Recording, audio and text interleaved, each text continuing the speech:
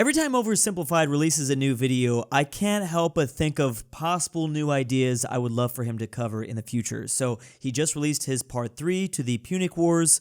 I guess there's going to be a part 4.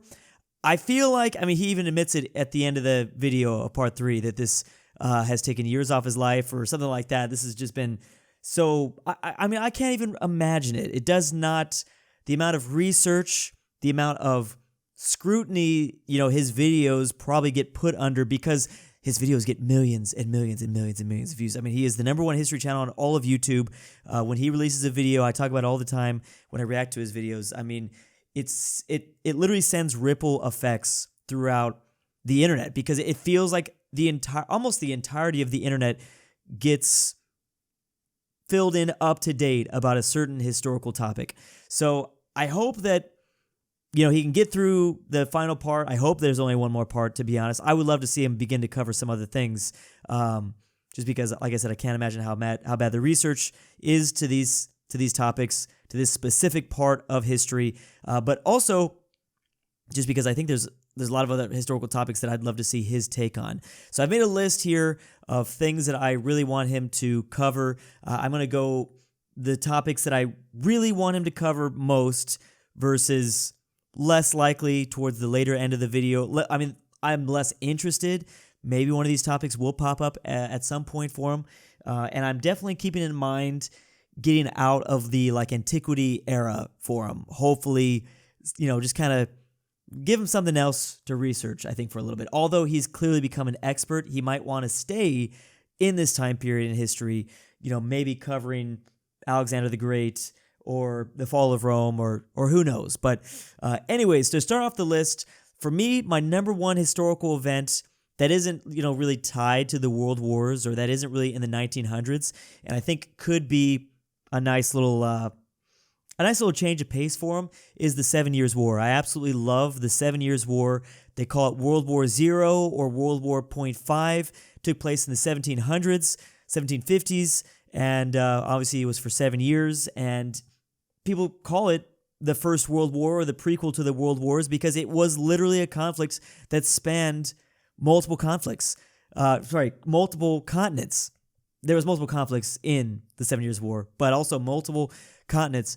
I love that war so much. There's just so much chaotic things that are occurring. It pretty much leads into, the American Revolution. It's the prequel, essentially, to the American Revolution. Why, the British had to raise taxes so much, why eventually the French would just do anything to get back at the British, why the French ended up helping aid the Americans, and then inevitably it leads into also his French Revolution series. See, I like the 7 Years' War a lot because it just tells the story of other major events that he's already covered, like I just said, the American Civil War, the French Revolution, eventually the American Civil War, things like that. So 7 Years' War, top thing for me. Incredible. It'd be nice to learn about kind of the Prussians and things like that. Does it need to be a 2-parter? I think it could be just a 1-parter. I think he could probably cover all the topics in just one video if he's not looking to do another 4-part series. I don't know what his mindset is, but if he does want to do another multi-parter, if that is the way to, he seems to like to do at least part 1 and part 2. Except for the Punic Wars, because he's going into part 4. Maybe he's going to be part 5. I don't really know. But if he does want a multiple-part series, then my second most excited possible topic for him to cover are the Crusades. Can you imagine the Crusades? I think they would fit pretty nicely into First Crusade, Second Crusade. Things get a little crazy in those later Crusades, but could be a very interesting topic. I just think that this historical event really works well if you're trying to do 40 to 50 to 60 minute installments in an overall one historical topic. That's why I've got the Crusades located so high up on this list, because it follows his current format. I don't really know. He might want to do a couple spin-off videos after he finishes the Punic Wars, but if he wants to just jump into straight up another installment series, I think the Crusades could be great. So yes, we have the 7 Years' War, the Crusades. I'm going to throw out another one that I think just could be a fun topic, especially if you're trying to be taught, if you're trying to be thrown into more more of the classroom setting. I mean, I'm sure he's got to know that his videos are put in the classroom settings, especially in American classrooms. I have to say, I mean, his American accent, I think his videos are particularly geared towards Americans. If you look at the subjects that he's kind of covered in the past, the Cold War, World War I, World War II, American Civil War, American Revolution. Yes, there's the French Revolution in there, but it does feel like these topics that he has kind of covered, not all of them, because you got the football wars and the bucket war. Not all of them, but a lot of these major topics, especially the ones that were viewed the most, they're the American curriculum when it comes to teaching students about history. This is pretty much the major events that I learned in my history class, going to school here in California, in America. And yeah, so if he wants to continue down that line, I think the Mexican-American War would be fantastic. I think that's a very interesting war. It's still talked about so often, especially right now, and it's probably going to continue to be talked about. I think that conflict is going to just grow and grow in popularity as we head out into the future, as America grows, as America changes. That war will constantly be talked about for our history, and it's not talked about quite as much. You could also throw in the story of Texas independence, the Alamo. That American audiences would absolutely eat that up if that's the direction you're wanting to go in. Fourth suggestion, which is going to kind of still be in line, which you could kind of do it with it's not really a two-part series, to be honest, but you could hit the Mexican-American War, and then you could hit the Spanish-American War. I think that war is a little bit more interesting to me, just because of the results of that war. I believe it started in 1898, ended in 1902. So after the American Civil War, obviously, this is a precursor to World War I in a way, and it solidifies the end of the Spanish Empire. So the Americans kind of set up a little boat explosion, have a justification to go to war. There's a whole topic to talk about there, but the Americans have a justification to go to war with Spain finally. And the result of that war is you take Cuba, which is huge. You take Puerto Rico, so you have the origin story of Puerto Rico, which we still have to this day. And then you take the Philippines, and the Philippines are a major audience I've noticed here on YouTube. The Philippines love YouTube. They love consuming content, especially history content and geography content. The Philippines are constantly one of my it's either my third or fourth or fifth most watched nation on both my main channel and my gaming channel. So I think that would generate a lot of interest from the Philippines and, of course, American audiences. I remember learning about the Spanish-American War, but I wanted to dive deeper, if I remember correctly. I was like, oh, this is pretty interesting. In line with precursors to the World Wars, because I am keeping in mind some of his most popular videos. Obviously, it's World War I. Obviously, it's the Cold War. Obviously, it's World War II. I don't think I mentioned that one. But there's so many little conflicts that escalated to get to that event. Spanish-American War kind of being one. I mean, solidifying the American Empire and ending the Spanish Empire. So that obviously led to major effects on World War I. The next one being the Japanese-Russian War. I love the Russo-Japanese War, when the Japanese Empire solidifies their own presence in the 1900s, before the World Wars, and it really kind of embarrasses the Russians. And it kind of is a beginning marker of the end of the Tsar, of the Russian Empire.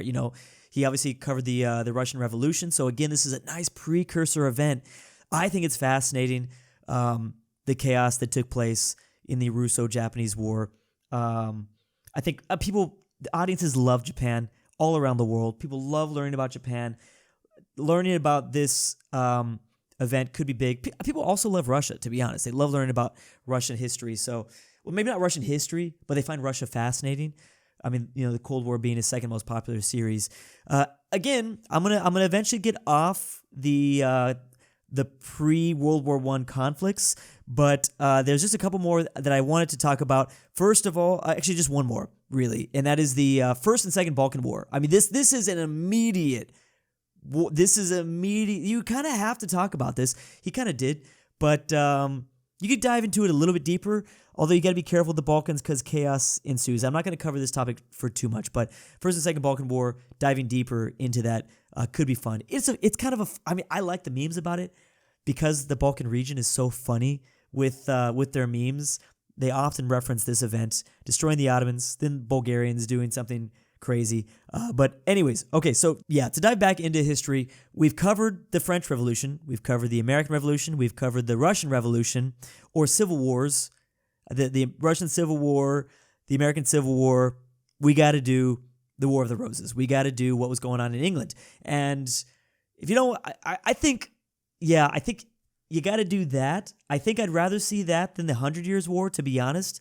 The 100 Years' War is going to get messy. There's so many little things that happen in the 100 Years' War. I think the War of the Roses would be a better topic over the 100 Years' War.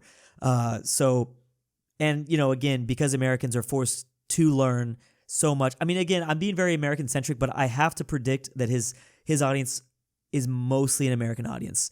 I'm really making... Just because of the views that he's getting, it has to be the vast majority of Americans won't really touch history unless it's covered by Oversimplified.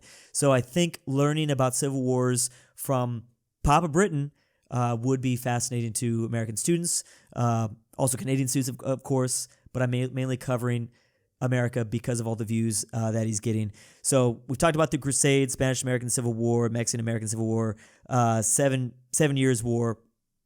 The Reconquista could be covered, but again, I don't know if he's going to want to get into the nitty-gritty. I mean, decade-long events, I mean, you're talking about maybe one of the longest events you can cover, like 700 years, the Reconquista, the Christians. It might be a little controversial, too. You got to be careful.